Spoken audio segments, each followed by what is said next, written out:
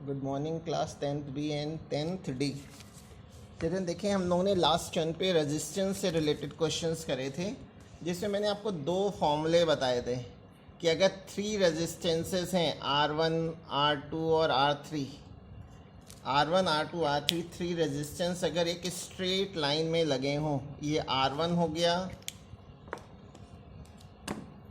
दूसरा resistor R2 है और ये R3 है।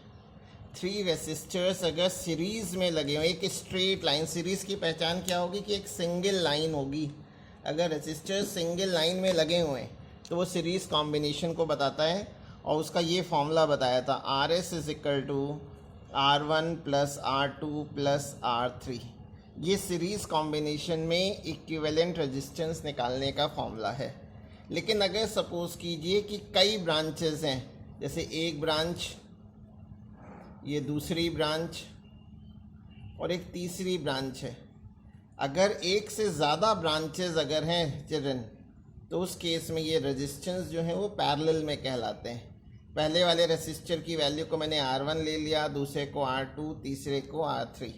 इस केस में अगर मुझे इक्विवेलेंट रेजिस्टेंस निकालना है तो पैरेलल कॉम्बिनेशन में ये फॉर्मूला होता है 1/R is equal to 1/R1 plus 1/R2 plus 1/R3। तब कुछ क्वेश्चंस देखेंगे। जब आपको बस इतना याद रखना है कि जब सिंगल ब्रांच हो तो कैसा कॉम्बिनेशन होगा, सीरीज़ कॉम्बिनेशन। लेकिन अगर ब्रांचेस एक से ज़्यादा हैं तो पैरेलल कॉम्बिनेशन होगा। जैसे ये फर्स्ट क्वेश्चन मैं देख रहा हूँ, ये मैंने क्या किया कि एक ट्रायंगल बना दे रहा हूँ।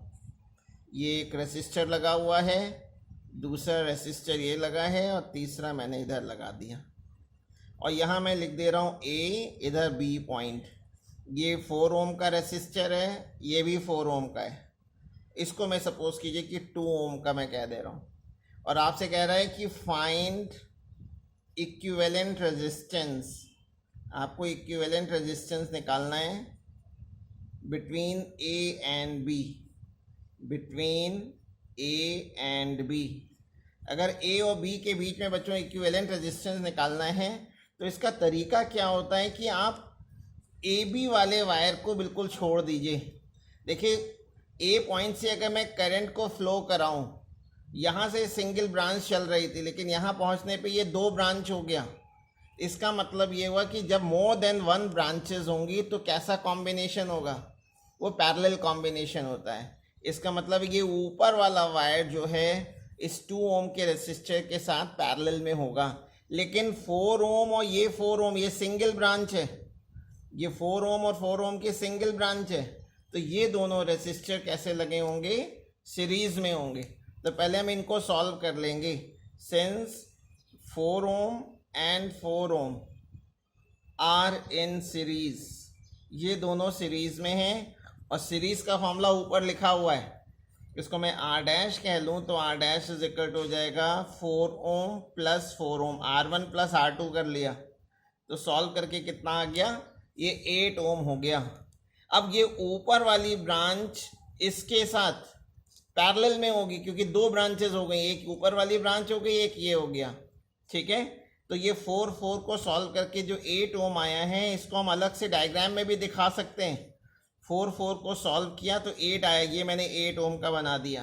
और ये 2 ओम का रेसिस्टर एक पहले से लगा हुआ था, ये 2 ओम का हो गया। तो अब आप डायग्राम देखिए, ये पैरेलल कॉम्बिनेशन को बताएगा, क्योंकि 2 ब्रांचेस हैं। तो इस केस में इक्विवेलेंट रेजिस्टेंस निकालना है तो पैरेलल वाले का ये फॉर्मूला लिखा हुआ है 1/R is equal to 1/R1 plus 1/R2 plus 1/R3। अब यहाँ 2 ही हैं तो 1/R1, R1 8 हो गया, और ये R2 हो जाएगा 2, तो 1/2। इसको सॉल्व कर लिया, LCM 8 हो गया, 8 1 ज़ा 2 4 ज़ा, तो ये आ गया 5/8।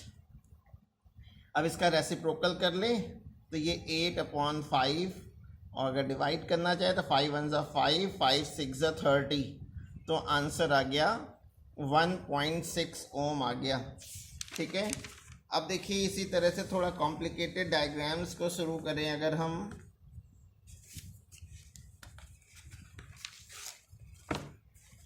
नेक्स्ट क्वेश्चन जरा देखिएगा। इसमें मैंने क्या किया है कि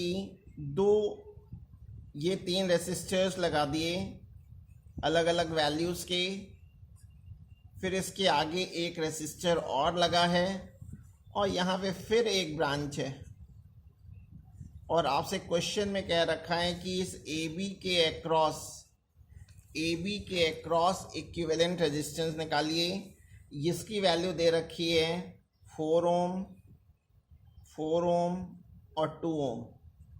ये मान लीजिए कि 3 ओम का है, ये 6 ओम के। आपको AB के अक्रॉस इक्विवेलेंट रेजिस्टेंस निकालना है। तो इसमें सबसे पहले काम क्या करते हैं, जो ब्रांचेस होती हैं उनको सॉल्व करके एक सिंगल ब्रांच बनाते हैं। इन तीनों को सॉल्व करके एक सिंगल ब्रांच बनाएंगे, इन दोनों को सॉल्व करके सिंगल ब्रांच बनाएंगे। तो ये 4 ओम, 2 ओम और 4 ओम आपस में कैसे कनेक्टेड हैं, ये तीनों पैरेलल में लगे हुए हैं। 4 ohm, 2 ohm and 4 ohm are in parallel. तो इनको मैं सॉल्व कर ले रहा हूँ। 1/r is equal to 1/r1 plus 1/r2 plus 1/r3। r1, r2, r3 की वैल्यू रख दी, इसको एलसीएम 4 हो गया। 1 प्लस 2 प्लस 1, तो ये आपका 4/4। इससे r1 की वैल्यू 1 ओम आ गई, 4 से 4 कैंसिल हो गया। रेजिस्टेंस की यूनिट होती है ओम। अब ये 6 ओम और 6 ओम को सॉल्व करेंगे। Since 6 ohm and 6 ohm are also in parallel. क्यों पैरेलल में, क्योंकि मोर देन 1 ब्रांचेस हैं। जब भी मोर देन 1 ब्रांचेस होंगी तो पैरेलल में होंगे। तो फिर फॉर्मूला लगा ले रहे हैं 1/r1 प्लस 1/r2।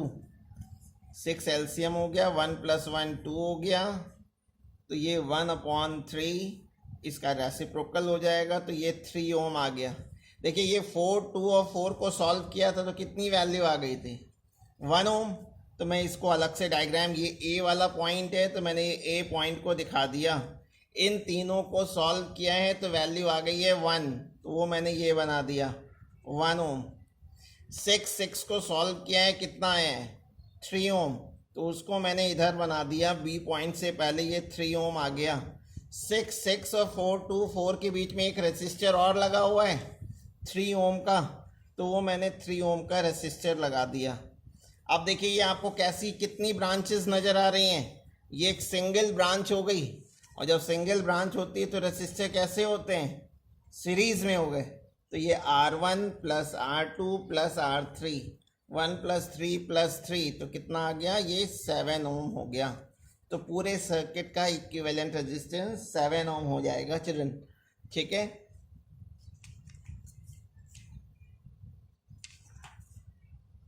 एक क्वेश्चन और देखते हैं, फिर उसके बाद जो है फिर नेक्स्ट टर्न पे यहाँ पे मैं क्या कर रहा हूँ कि एक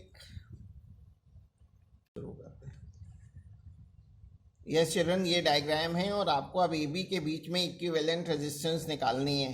तो देखिए यहाँ पे एक सिंगल ब्रांच नहीं है, कई ब्रांचेज हैं। एक ब्रांच ये हो गई, एक ब्रांच ये हो गई, तीसरी ये हो गई। लेकिन ये 2 ओम और 2 ओम एक सिंगल ब्रांच है, 2 ओम और 2 ओम की एक सिंगल ब्रांच है। तो पहले मैं इसको सॉल्व कर ले रहा हूँ, ये दोनों सीरीज़ में हो जाएंगे।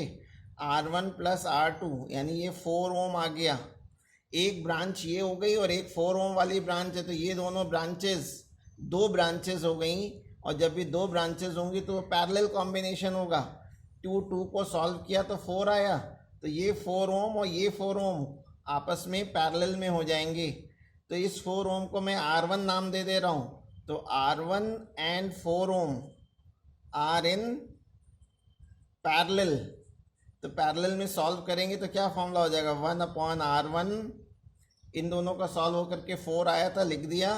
और ये दूसरा है 1/r2, तो 1/4 प्लस 1/4 यानी 2/4।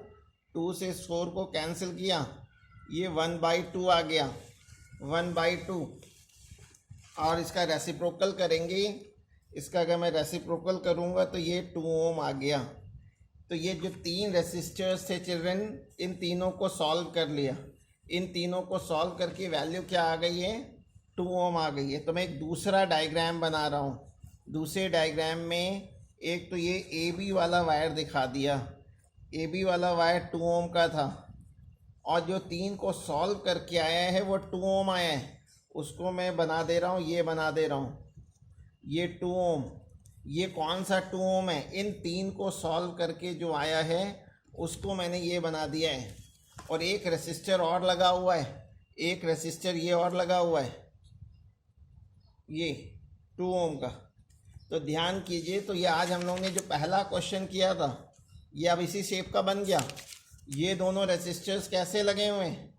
ये सिंगल ब्रांच है, तो ये 2 ओम और 2 ओम कैसे हो जाएंगे? सीरीज में हो जाएंगे। Since 2 ohm and 2 ohm are in series, तो इसको सॉल्व कर लिया। तो ये इसको मैं R3 लिख दे रहा हूँ, R1 प्लस R2 यानी 2 प्लस 2 4 ओम हो गया। ये वाली एक अलग ब्रांच है, ये एक अलग ब्रांच है, तो 2 ब्रांचेस हो गई। जब 2 ब्रांचेस होंगी तो कॉम्बिनेशन कैसे होगा? Parallel combination. तो 1/R is equal to 1/R1 plus इन दोनों को सॉल्व करके ये आ गया, तो 1/R2। 2 और 4 का एलसीएम 4 हो जाएगा, 2 2 ज़ा 2 1 ज़ा, तो ये आ गया 3/4। तो R की वैल्यू आ गई 4/3 ओम। इसको अगर आप डेसिमल में चेंज करना चाहें तो डेसिमल में चेंज कर लीजिए। अब इसके बाद मैं आपको 4-5 क्वेश्चंस के सर्किट डायग्राम बना के दूंगा, उसको आपको होमवर्क में करके रखने हैं। यहाँ तक आप लोगों को कर लेना है।